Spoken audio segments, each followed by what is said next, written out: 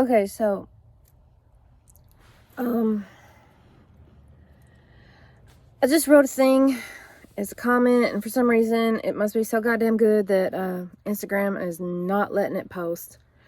So I'm going to make sure I've got a record of it somehow, and screenshots is just not going to cover. Like, there's going to be too many screenshots for this because I've got like this much space, having to scroll up, and yeah, there's just too many screenshots. So I'm doing this video. And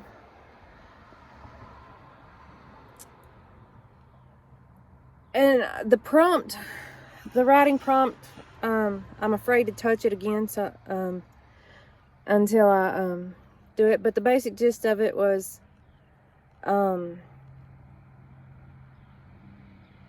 what's worse, a toxic mother or an absent father? But y'all ain't ready to have that conversation yet. And it was a very provocative prompt, and coming from Enlighten Me Up on Instagram, and I was like, okay, this is not enlightening here. So the prompt was not enlightening at all. It was blame placing and shifting, and so I just decided to drop some fucking enlightenment on it, and here it goes. My comment starts with, why is there a division here? A prepared blame shifting?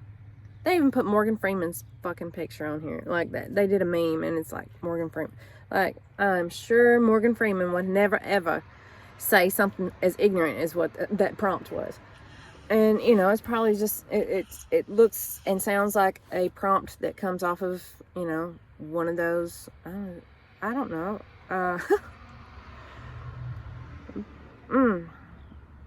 A certain type of culture page, you know, and you can read it and then you would understand what I'm talking about. But people of all cultures are commenting, and so, you know, I go through and I read the comments when something catches my attention, and I just want to see what people have got to say in the world these days. And sometimes I drop some enlightenment and or wisdom, whichever. So here it goes. Because there was a lot of back and forth in the comments about toxic mothers being worse or better than toxic fathers, and it's better to have an absent parent than it is a toxic parent, and how the scars are different. I think it's a both and thing, you know. So here's the comment I'm trying to post that Instagram won't let me post, okay? Why is there a division here? A prepared blame shifting? The prompt should have read, are toxic parents as bad as absent parents? No need to keep divisions in something that was supposed to be a unit. This has nothing to do with mothers or fathers. It's parents. Personally, I would have wanted my toxic parent to be the absent/dead parent. It was safer that way. I wound up taking care of him in his last days. Anyway. I also would have wanted my other parent, who was toxic in their own way, not on purpose, just out of love and not understanding what love really is, because, you know, guess what? They had a toxic upbringing too. I would have wanted my other parent, who was toxic in their own way, not on purpose, out of love, to have been a healed parent. Because honestly, they had their rank 1 in early childhood development. So I had a very interesting home environment. Honestly, I have been both the toxic parent until I decided that healing myself was better than further scarring my children, and the absent parent to my children. So I've been both the toxic parent and the absent parent. Spent about the first 10 years toxic and the second 10 years absent. So both my toxicity and my absence have caused my children great pain. My absence is due to a toxic grandparent doing everything they can to keep me from healing and being around my children. I was able to co-parent in peace with my children's other parent and step-parent, but they weren't able to maintain their parenting because they were also toxic parents coming from being raised by toxic parents. We are all responsible for our own healing and teaching our children how to navigate their own healings in respect to who they are as individuals. What is healing for me may not be the process that works for any of my children. And I healed something in my children when I took off work a couple weeks ago and showed up at my son's high school graduation from 5 hours away and had to come right back to open my store the next morning. The toxic grandparent that refuses to co-parent with me has been even more toxic to my children since that. Because it was the first time that I showed up and my son thanked me and my daughter was happy to see me and my firstborn son wasn't even there. Which is sad. All I can do is keep healing me and building my legacy and show up as often as I can from here on out for my children and their siblings from the other parent.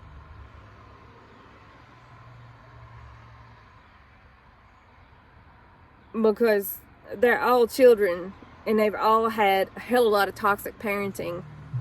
And just because I didn't birth them out of my body does not mean that they are not my children's siblings. Those are the siblings of my children, and to me that's as good as them being my children anyway. They adopted in. They are adopted in. And, you know, I've been that. I said that to my ex, to the ex-parent before we even started. Like when I was 16 and he was 22 and grooming me, you know. I said, I don't care if it's you know, if it's a sibling to my children, it's as good as mine, and I want to not be toxic or absent for anybody, you know.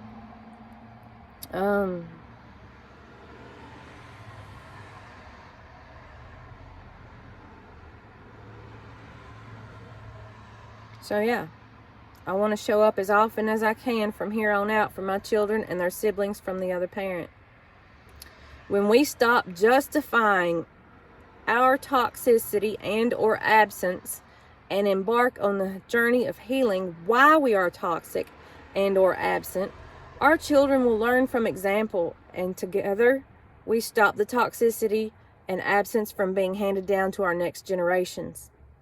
It's messy sometimes, and healing can be painful.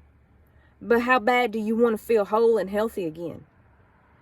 Are you willing to be honest with yourself and work through the pain? Are you willing to forgive yourself the way you want your children to forgive you? Because that is key right there. Do you have the courage it takes to break the generational toxicity and absence off of your family line? Are you willing to do what your parents may not have known how or been able to do in order that your children don't experience the same pain you did as a child? You can only change yourself. Be the change you wish to see in your family. Don't let fears or limiting beliefs stop you. And God knows we've been programmed with those. Push through it, parent. It's worth it, even if we stumble or fall sometimes. We got to get up and keep moving one step at a time. I hope this encourages y'all. There's hope for us all. Be the parent you wish you had grown up with. Learn to reparent your inner child. Best wishes to us all. Best wishes to us all and our future generations. It still won't post. Look at it. Post. Post. Post. Post. See, it won't post. Instagram don't want me to put this out here because it would help too many people. And that, dear peoples, is your algorithm. They want to keep divisions among the parents and the co-parents and the mom. Like, no, we're just, at this point, there is no, because we all end up being in both our masculine and feminine energies. There's been a lot of times when I've did dad things with my kids, or things that we've been told are dad things. Why put a gender or a energy on something like, it's not masculine or feminine to be able to cook yourself a meal. That's fucking survival, people. That is just, it's basic common survival. It's not, oh, women are supposed to cook and men ain't supposed to be in the kitchen. Bullshit. Let me tell you what, some of the best food I've eaten has come from male chefs and male home cooks. Some of the best, as well as women. It's across the board. It's survival. It is not masculine. It's not feminine. Just like tossing a football with a kid. I learned how to throw a football with my boys. Why? Because that was their interest, and I wanted to be a part of that, and I wanted to help them practice. I wanted to learn what they wanted to learn and help them in any way I could. It wasn't masculine or feminine. Yeah, I've been on that bandwagon of, I'm still trying to post this. Yeah, I've been on that bandwagon of, celebrating Father's Day for myself because I was the provider and all that. And, that's another limiting belief that everybody has this belief. Like, it doesn't matter who's providing. It doesn't matter who's staying at home, who's providing. If both parents are providing, you better make sure you got a good child care provider, a safe one. Don't trust the Catholic Church for sure. They're renowned for molesting kids. Hello. If you got a weird feeling in your gut about a place, don't drop your kid off there, even if it's with a fucking relative, dude. Just don't. Trust your gut. Look inside yourself. That's where you find the truth, is inside yourself. You can look inside yourself, and you're halfway there. Sometimes you laugh, and sometimes you cry. Life never tells us the winds are wise. But when you got friends to wish you well, there'll come a point when you will exhale, because the hero lies in you. Whitney and Mariah had something right there. Lord knows dreams are hard to follow, but don't let anyone tear them away. Just hold on, and there will be tomorrow. In time, you'll find your way. Hey. And then a hero comes along with the strength to carry on, and you cast your fears aside, and you know you can survive. So when you feel like hope is gone, look inside you and be strong. And